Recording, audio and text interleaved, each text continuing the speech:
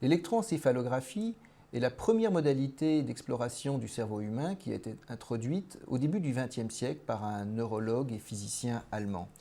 Elle repose sur l'utilisation d'un casque, comme vous pouvez le voir ici, qu'on installe sur la tête du patient. Ce casque étant muni d'électrodes régulièrement réparties à la surface du scalp et sensible à l'activité électrique à la surface de ce scalp.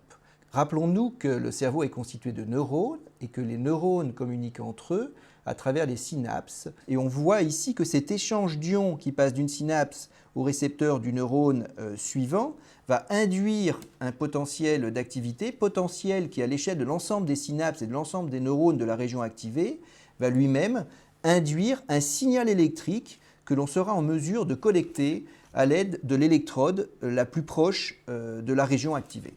Et si l'on observe ensuite l'ensemble des signaux générés par l'ensemble des électrodes à la surface du scalp, on observe ici par exemple une région bleue qui est largement plus activée que les autres.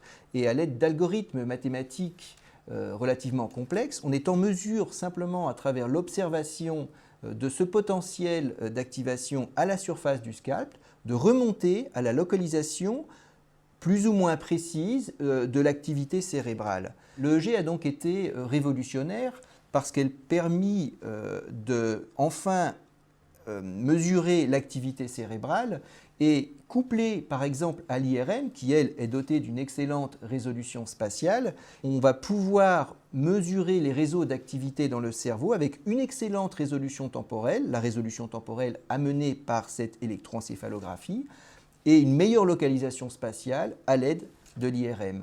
Les applications sont multiples. La première application, malheureusement un peu triste, c'est le diagnostic de la mort cérébrale. C'est également une modalité qui est utilisée en neurosciences cognitives pour étudier les principales fonctions du cerveau. Citons par exemple la vision ou l'audition, mais elle peut également être utilisée pour étudier des réseaux d'activation plus complexes, tels que par exemple le réseau d'apprentissage de la lecture ou le réseau d'apprentissage d'une langue.